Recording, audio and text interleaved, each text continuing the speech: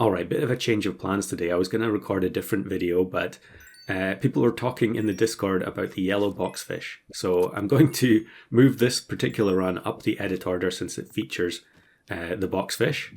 And it is a very fun unit, in my opinion, one of the best new designs, but you don't see very many people play it, mainly because it's so awkward and it's kind of unreliable. But I don't think it really needs change. I think it's fine as it is.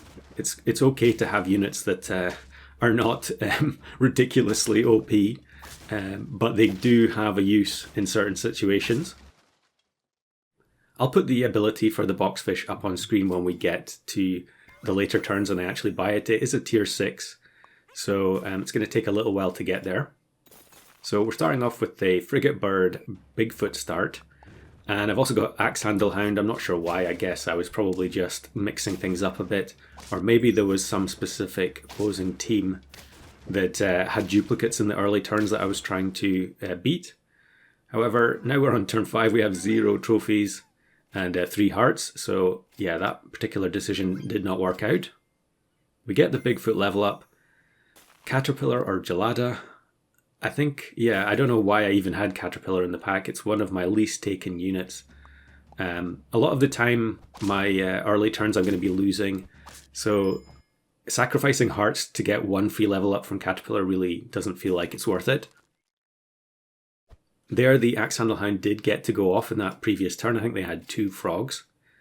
And then we'll just do some standard rice on stoat stuff. No duplicates here. Although I think we're going to be fine. Yeah, Frigate Bird's base stats make it worth taking even if you don't get the ability activation.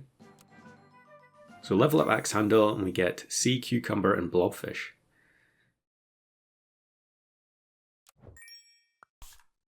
Now a while ago it used to be that, you know, having a level 2 Blobfish, saving it all the way and then pilling it onto something powerful was just absolutely commonplace. But these days I find that I use Blobfish more for in-battle activations, you know, trying to get trigger resets and so on. But I think in this particular run I might actually level up the Blobfish. Yeah, look at this team. Turn 7, 17, 19 and 14, 15. I still think Ouroboros is a little bit suspect from a balance point of view. Okay, so we're not going to level up the Blobfish, we're actually going to pill the Blobfish onto a crow. Because we're hunting for a particular tier 5 and it is the Beluga whale. Now Beluga continues to be one of the most versatile units if you're trying to make unusual teams work. And the strategy here is to put units inside high level Belugas and then use the boxfish to reduce the stats of the large opposing units and then have large summons ourselves from the Beluga. Maybe it doesn't sound the most sensible, and it really isn't in practice. Actually, that last round was quite interesting because the Axe Handle Hound was denied an activation because they had double Panda, and the Panda fainted before the Axe Handle could do anything. So now we find another Beluga. Ultimately, I want to have 4 Belugas with Boxfish at the front, and that's the entire team. So we managed to find another one. We do have the instant level 2 option with the chocolate, which I think I'm just going to take the porcupine. We know we're going to have to put something else in the Beluga eventually, so we'll just take any unit for now. And then I take alpaca because if we find another Beluga, which we do, and a flounder, we can just sell the Bigfoot, bring it in and help us level up without having to actually buy any extra food. Of course, we also get the tempo boost from the alpaca potentially leveling up a unit that comes out of the Beluga. So turn 9, we luckily win against this evil book team. Of course, that is one of the advantages here of having the large summons. We're able to survive against teams like that might have been a problem otherwise. So I find another behemoth. Now I can't remember what I do here. I could just buy the... Okay, I could have bought gingerbread onto the Beluga there, but instead we're just going to level them both up. And then we get some more tier 6s, so we can potentially put them into the other Belugas. It's going to be a very low statted team, but all the stats are going to be contained within the Beluga whales. Because of course at level 2 and 3, they spawn units with double and triple base stats. So Porcupine, I think, is actually going to do some good work here. And of course, with the behemoth spawning at 24-24, we actually clean up the backline that was inked there quite easily. So we'll buy another beluga. Alpaca providing the chocolate here, of course, does mean that we don't need to buy any food onto those particular belugas, which is very helpful. And then I think I'm just going to start buying... am I going to buy melon here? Yeah, we'll put Cobra inside. Cobra has incredible base stats, so although it won't have as much health as a behemoth, it will still have very high attack. And then I think I'm going to take the reindeer in the third beluga.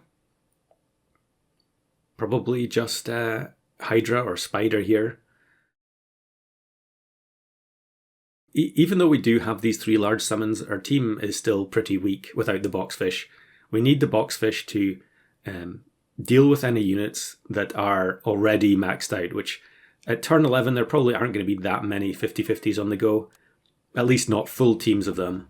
But very soon we're just going to face huge teams across the board, and even if we have large summons, we're still going to lose. So the Boxfish is essential, really, for this to function. And I think those are the most fun teams, honestly, where a pet, an unusual pet becomes like the linchpin to a particular build. And you can see here, yeah, I had the Behemoth frozen. I kind of wanted to do a round where I bought soft ice and hit every single beluga at once. So that's why I was keeping multiple tier 6s frozen, but it looks like I've just changed my mind and I'm going to go for the Hydra instead. I think that also gives us a bit more protection against some of the teams, the draw teams that have small one inside their own beluga.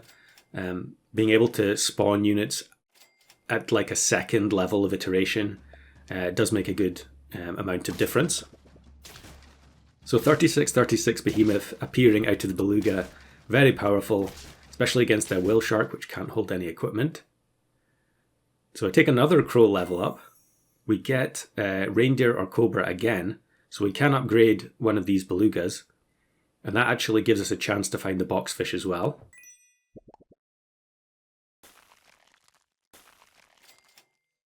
I'm going to hang on a second. We do find another beluga, and then we also get double stoat.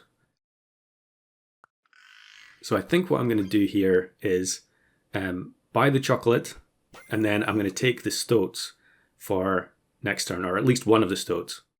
The alpaca is not going to do anything now that we have the 4 belugas. So yeah, we'll just take the stoat and hope that the stoat is able to produce a Boxfish. Bit of a long shot, I guess.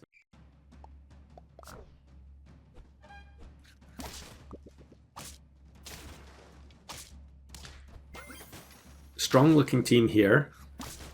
The reindeer takes care of the bus with the melon. And then we do actually get the double Hydra summon at 10-10.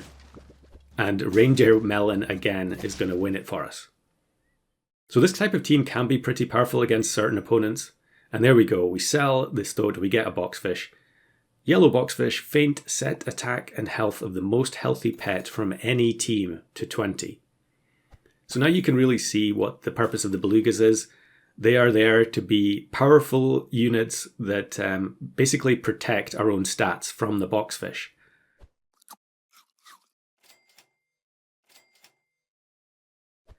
Now there are going to be teams where they actually have weaker units than ours, especially once we get the Boxfish to level 3. But here we go, first opponent when we have the Boxfish, we take their Behemoth down to 20-20 stats.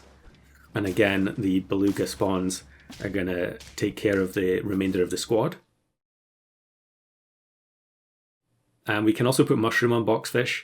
Sometimes it will end up just hitting the same units twice, but if they have a full team of 50-50s, it's going to be incredible value.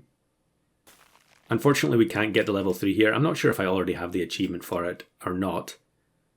I'm also just double checking all the contents of the belugas in case I want to replace any of the pets.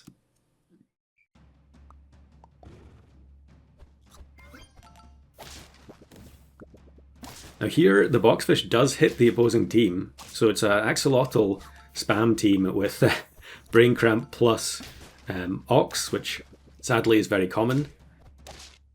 And I think we're going to end up losing.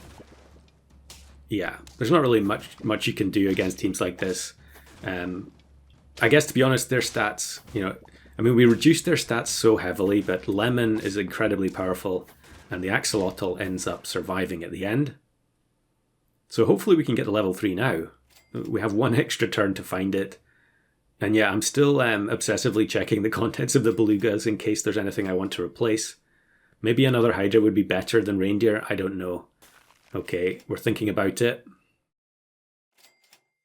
Unfortunately, it looks like we're going to go the whole turn without finding any chocolate. Yep, we do find the soft ice, but the contents of the shop are not very favourable. And then look at this. This is one of the most poetic final battles I've had in recent memory. Almost full 50-50 team. The Boxfish destroys them. But look at the name of the opponent. It's the Mandrake Poet. And if they'd had a Mandrake at level 3, it would have prevented the Boxfish from going off. However, instead it was Skunk with a Stat Bash. And so the Boxfish plus 4 Belugas team takes the victory. So here's another run. This is a very similar type of team. However, in this one, I just couldn't find enough Belugas. I really wanted them all to be level 3 as well. And I think, yeah, we've got the level 2 Alpaca going to try and, increase the value of every Beluga we buy. However, yeah, just not finding them, despite rolling a lot of gold away looking for them. Now here we get this nice reset with or respawn with the blobfish, so we can get the level 3 Belugas. And I think we're actually going to be okay. Yeah, we have double Hydra in this scenario, so we do actually beat this relatively strong German Shepherd team on turn 13. And of course, I really wanted to pill the blobfish and, get everything to level 3 here, but it's not going to happen because we're running out of time. And I'm just going to mushroom the Boxfish now, hoping that it's going to be a tie, but probably expecting that I'm going to end up winning when I don't want to. I guess I could have sold the Alpaca and stuff, but at this point I was just trying to make sure I had some sort of usable recording. And we end up facing a one pet team with the full 50-50 level 3 Mimic Octo on turn 14. And the Boxfish immediately reduces it to 2020 stats, and it's an easy win for the tier 6s spawning from the Belugas. So I'm sure there's a lot more creative stuff that we can do with Boxfish in the future. You just have to be willing to lose a few games in comical fashion in order to make it work.